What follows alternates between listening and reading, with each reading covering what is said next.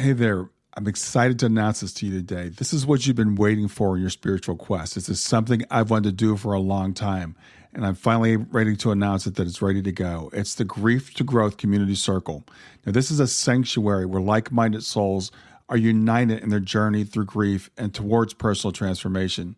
It's more than just a place. It's a beginning. It's a commitment to growth and understanding. Here you're finding not just a community, but you're entering a circle of trust and depth. You're going to engage with interactive coursework. You'll dive into exclusive podcast episodes and partake in discussions that illuminate the path from mourning to empowerment. This is a realm where every question is honored and every individual's journey is validated. To be part of this exclusive circle, visit us at grieftogrowth.com/community or look for the chat icon at the bottom of every page on the main website. Remember that entry is a privilege because I want to ensure that every member is as dedicated and genuine as you are. You must apply to join, but the journey within is worth every step. So go ahead and join us today. Check it out, grieftogrowth.com/community, and I look forward to seeing you there. 2,000 days, 48,000 hours, 5.479 years. That's how long it's been since my life changed forever. June 24th, 2015 was the day that my daughter Shayna Elayne left this earthly plane. Today is December 14th, 2020. This morning I woke up and I thought how things have changed since June 24th, 2015. So today I'm going to write some reflections on that. I got up this morning and I looked at my blog that I started. To me, amazingly, it was the day after Shayna passed. Something told me to document this journey, similar to what C.S. Lewis did in his book, A Grief Observed. I didn't know why I was doing it. I just knew I had to. Then just a week after I started writing things down, I made the blog public on July 1st. As I read those early entries, the whole first week, A.S. time as I call it, time is now measured as before Shayna's passing and after Shayna's passing, so A.S. is after Shayna. I woke up on that day, what I thought was an ordinary day. I took a 3 or 4 mile walk. I came back and I sat down to work in my office. Then I heard Tawana calling to me saying something was wrong. I remembered the feeling that my wife and I had when we found Shayna in her bedroom that morning. Her body wasn't yet cold. She couldn't be dead, I thought. My mind simply could not accept reality. I recalled the feeling of total disbelief, the feeling of shock. I remember crying out to God, literally screaming at God, what is going on? I remember screaming her name as loud as I could, thinking I could somehow shout loud enough to be heard across the void and call her back to me. The memories of falling to my knees before getting into the police car came back.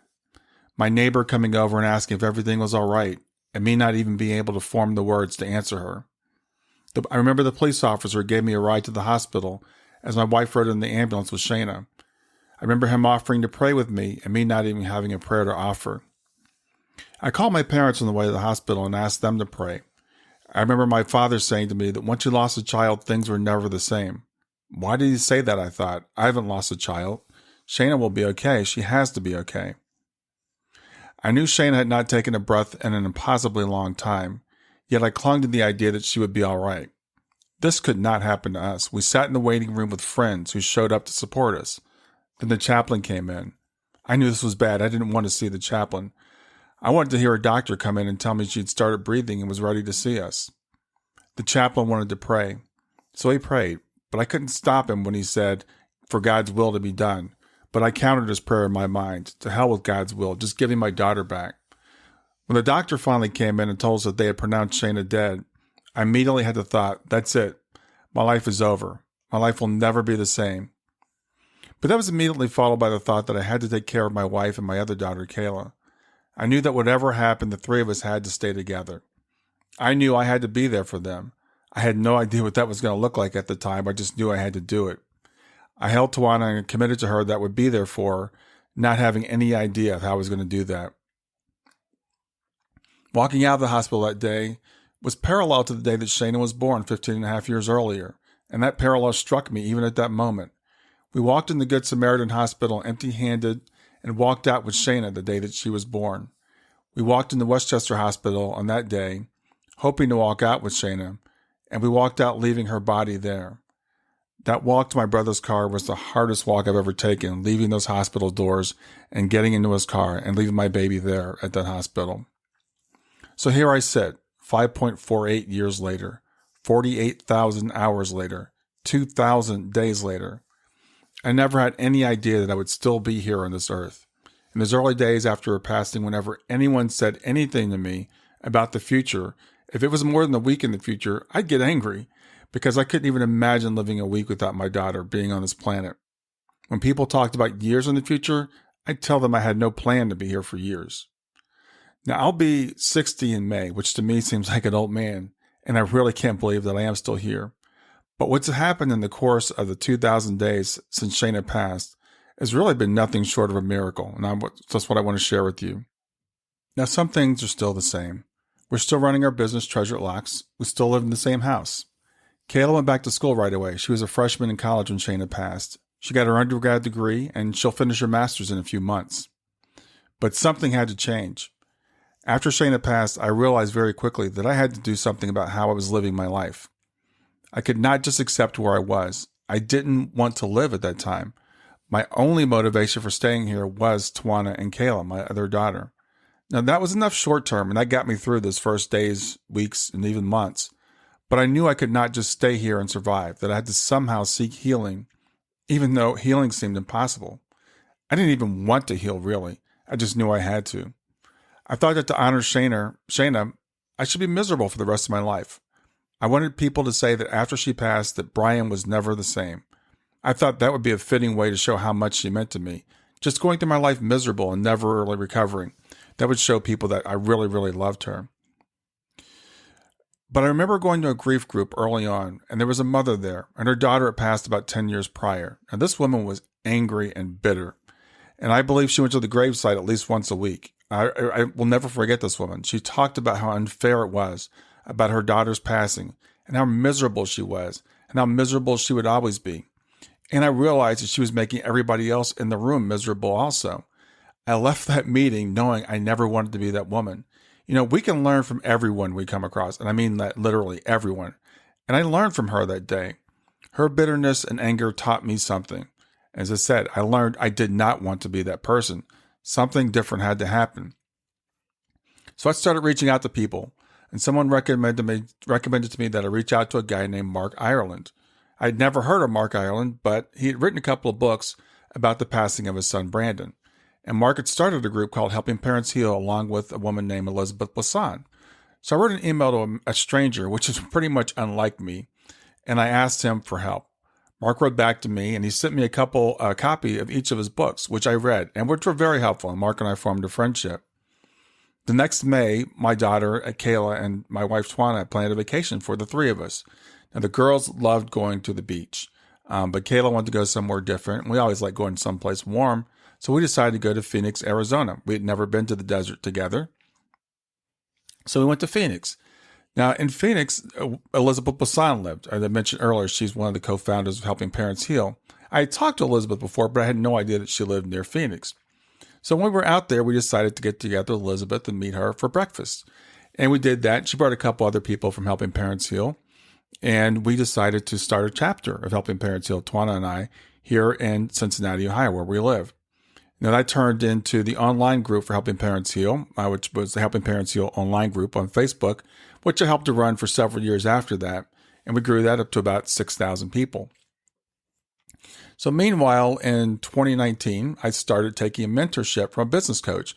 This is a guy named George Cow. And I met George because he was on Suzanne Gieseman's podcast. And I figured if Suzanne Gieseman's worked with this guy, he must be a great guy. So I'd taken a class from him. I decided to take this mentorship from him. It was a year-long thing. And as I was taking that, a friend sent me a message saying that she had run across a life coaching course that she thought I'd be interested in. Now, this was strange because I had never mentioned life coaching. I really didn't have any interest in life coaching. I certainly hadn't said anything to her about it. But she's a medium and she's intuitive. So frankly, I trusted her intuition, and I thought I used my intuition and said, maybe I'll go ahead and take this course. So I took the life coaching course. I thought it could help me with my work with Helping Parents Heal. And then something dawned on me. I realized that I wasn't doing the mentorship with George for my Treasure Locks business. I was doing it because I was supposed to start a new business. So in April of 2019, I started Grief to Growth. And I built the website. I wrote the book, Grief to Growth. And then in June, I started the podcast. When I wrote the book, I wanted to create something short and easy to digest, and I wanted to do it from the perspective of someone who had firsthand experience with child loss. There are a lot of, quote, experts out there, and I'd say, quote, because we can become experts, I believe, in different ways, some by education, some by experience, and some by both. And having my experience, I wanted to share that with people. And I wanted to share the real, raw emotions that I had felt. And I also wanted to share the tools that had worked for me up to that point, the things to do and the things not to do. So I took everything I knew and I poured it into one big, long Google document and created the book that I put out. And a couple months after the book, I started the podcast.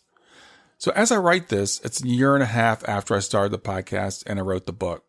The podcast is actually approaching 50,000 downloads. I think we'll probably hit 50,000, maybe even by the end of the year. I've got nearly 2,000 subscribers on YouTube, should hit 2,000 by the end of the year. A couple of the videos have gone somewhat viral with over 20,000 views. I just got an email from YouTube earlier today saying that people had spent over 1.6 million minutes listening to my YouTubes this year, which was very gratifying. So I'm really appreciative of that. I am teaching classes now. As kind of a sidetrack, I developed a course on racism, which I've taught several times and has gone over really, really well. It's called Overcoming Racism. This past weekend, I taught a course with Robin Lansong, a course on how to overcome grief and have a new view of death. It's the second time, Robin, I've offered that course, and it's done very well. I've also taught courses with Dr. Terry Daniel, some for the San Francisco Theological Seminary and some with Terry and myself kind of on our own. Terry and I are finishing up another one of those courses this coming Sunday. I've spoken at the Afterlife Conference that Terry puts on. I've spoken at the Helping Parents Heal Conference, which was online this year. I hosted a grief panel for the International Association of Near-Death Studies early this year because their conference was online also. So my coaching and my grief work also continue to grow. And I can tell you it's extremely gratifying when a parent or any other griever tells me that my work has helped them. So I'm really proud and happy with the way that is going. It seems like recently I've been coming across a lot of parents who are very early in their grief. And I'm talking about like weeks or months. And I'm really grateful that I can remember those early days, those weeks and months, what they felt like. So I can relate to what those parents are going through. And I can tell you it's nothing short of hell on earth. And I wrote about that in my blog in the early days. I actually had a blog post that was titled, I think I called it Ha-Satan. It was about basically we lived through hell on earth. So last week I was teaching the class. I was working with a guy named Jeff Jansen. We teach a course/book study called 10 Life-Changing Lessons from Heaven. And it's a book about wisdom from the near-death experience. And this group was all women who have children in spirit. So these are all mothers whose children have lost children, to use a common term. No children are ever lost, but to use that simple phrase. So most of the women there were just a few months in. And I really want to address those people because my heart really goes out to people that are early in grief. When I first started this journey, I had no idea that I would ever make it. And I certainly didn't think I'd ever be happy again. I remember looking at people like Elizabeth Bassan and others who had been in this journey longer than I had and seeing that they were not only surviving, but they were thriving. And a lot of them were actually joyful. And frankly, I didn't think I could get to where they are. And I didn't even want to be where they were. They were joyful and doing fulfilling work. I was just thinking that time about surviving. And I really thought that would never be me. And I talked to a mother a few days ago, and this was in that class I was telling you about, the 10 life-changing lessons from heaven. And this woman was broken. And I mean, like totally broken. She had lost faith in God. She had been through other losses in her life, including deaths of other people. But those were other than the death of her daughter. When her daughter passed away, there was something different about that just broke her, that really crushed her faith in God, crushed her faith in the Bible, and she didn't know who God was anymore. Subsequently, she didn't know who she was without the foundation of God in the Bible. And as I listened to this woman pour her heart out, my heart just broke for her. And I just listened earlier about a podcast about the value of despair. And the thing about despair, it's the point where you just don't even know who you are anymore. You don't know what's right or wrong. You don't know what's up and down. The world makes no sense to you. In the spiritual community, it's called the dark night of the soul. And most, if not all, the saints have gone through this. It's really interesting when you read their writings. People like Mother Teresa even went through these points, or actually for her for a very long time, where they felt unworthy, where they felt unsure, they didn't know what was going on. And even Jesus experienced this dark night of the soul, actually more than once. If you think about the Gospels in the Garden of Gethsemane, when he was there praying, knowing that he was going to be going to the cross, and sweat was coming down from his brow, or blood was coming from his brow like sweat. And he was tormented by the thought of what was ahead of him when he was on the cross. And he cried out, my God, why hast thou forsaken me? You know, this despair is something that we all go through. So it's not all, but we go through, and it's nothing to be ashamed of. And as I spoke with her, my heart went out to her, but I really looked at her and I saw a saint in the making, frankly. I saw someone who had gotten to the point where she was broken wide open. I saw an empty vessel that was ready to receive. The phrase, the cracks are the places where the light comes in, came to my mind. She was seeking and she was asking questions. She was reaching out for a new view because circumstances had ripped away her old view. She was ready to grow. And I know that might sound like an unsympathetic thing to say, or a lot uncompassionate thing to say. And it's really, really not. I know what that feeling is like where people are, and we need to honor that, the feeling that people are in, but also at the same time, trust that people can and will heal if they're willing to. And I saw that in her. Now, I was listening to a wisdom book a few days ago, and one of the things it said was, if you're climbing a mountain and you feel like giving up, it's okay to give up. Just keep moving your feet. And this came from a Japanese philosophy called the Morita therapy, which basically says, whatever your feelings are, don't let them get in the way of doing what you need to do. That doesn't mean don't honor your feelings. It doesn't mean don't feel your feelings. But what it means is, regardless of whatever your feelings are, you've got to keep moving. You've got to keep moving forward. And this really resonated with me because, ironically, I heard it. I was listening to the book as I was taking my morning walk. I was literally putting one foot in front of the other. Now, I've walked every morning for the past several years, actually, going back to before Shayna's transitions. And after Shayna transitioned, I turned that morning walk into a walking meditation. And I actually do this little exercise with myself. I would imagine that each step I was taking was a day. And as I left my house, each step brought me closer to the step that would bring me back home to my physical house. So every step I would take, I would think this is another step closer. And this is just like a day in my life. So each day brought me one day closer to the day I would arrive home with the capital H and see Shayna again. Now, interestingly enough, a friend of mine I met on Facebook, her name is Carolyn Clapper. She is a fabulous medium. So she'd been seeing me post these daily updates of my walks and my steps. And she thought, this guy's crazy. He just walks all the time. I should get motivated and do more walking or something. But one day, Shayna dropped in on her and said, the reason my daddy is taking those walks is he's trying to catch up with me. And Carolyn actually reached out to me and delivered that message to me from Shayna, which is interesting. It became a start of a friendship that I have with Carolyn to this day. We talk, and Shayna's dropped on her other times as well. But it was 100% true that as I was taking my walk, I was doing this meditation, imagining myself making a round trip from my home back to my home, from my home in my house here literally, and from my capital H home back to my capital H home when I get back to see Shayna again. And today, I'm on step 2,000 of that round trip journey back to home, 2,000 days since Shayna has passed away. So whether we're climbing a mountain or we're taking a walk, the analogy is the same.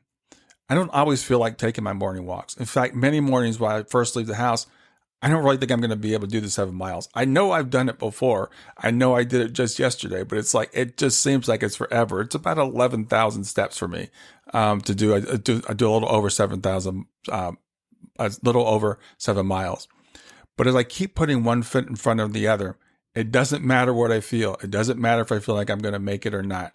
I will eventually get to my destination. Now, in those early days, I didn't think healing was possible, as I said.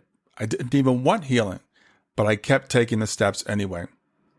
I kept doing the things I needed to do. I kept doing my meditations. I kept doing my gratitude practice. I did my daily walks. So even if you're like I was and you say there's no way I'm going to possibly heal, I'm not even saying to trust you're going to heal. That'll come later. Just keep doing the things that it takes for you to heal. And I got to be honest with you. To this day, I have times I don't feel like I'm going to make it. There isn't a day that goes by when I don't long to be home now. I mean, I really, this pretty much is a daily thought for me. There's a song that plays in my head. It's an Alan Parsons song that talks about where do we go from here now that all the children have grown up and they've moved out and nobody gives us a damn. So that song plays in my head a lot of times, even to this day, but I keep doing what I have to do. So I'll wake up in the morning sometimes and my first thought is actually literally, I'm tired. Why do I have to get up and do this again? But then I do my gratitude practice. Every morning before I get out of bed, I think of 3 things that I'm grateful for. And these don't have to be big things. Sometimes it's just, I'm grateful that I have a warm, cozy bed to sleep in. Or during COVID, I'm grateful that I can take a deep breath. It could be little things or it could be big things. I could be, back in the day when I had plans, it might be that I'm going to have, dinner with friends tonight. But I would do this gratitude practice. I do this gratitude practice before I get out of bed. And then I think, what do I need to get done today? And I plan my day for the things I need to do just for today, not for tomorrow, not for the next 2,000 days, not for the next 30 years. Just what do I need to get done today? Because it overwhelms me sometimes to think about, a very long time. And I do that one day at a time. I get up and I take my walk. And next thing you know, one day leads to another. And here I am 2,000 days later. Now, the milestones that we go through are opportunities to stop and take stock. Human beings, we live our lives day to day, but sometimes it's good to set these milestones and have a reflection. Life can only be understood backwards, but it must be lived forward. So I think it's important every once in a while to just stop and take a glance backward. So that day in the hospital in June 2015, I thought my life was over. But what I've realized is our stories never end. It was the end of a chapter. But as one chapter closes, another chapter always opens. Now you may say, well, death, that's the final chapter. That's the end of the book. But even death is just the end of another chapter. We don't really die. We step out of our bodies and we keep moving. Now, death is a chapter on the horizon that we can't see beyond. Death is like the end of a horizon that we can project the rest of our lives kind of, and we're usually wrong.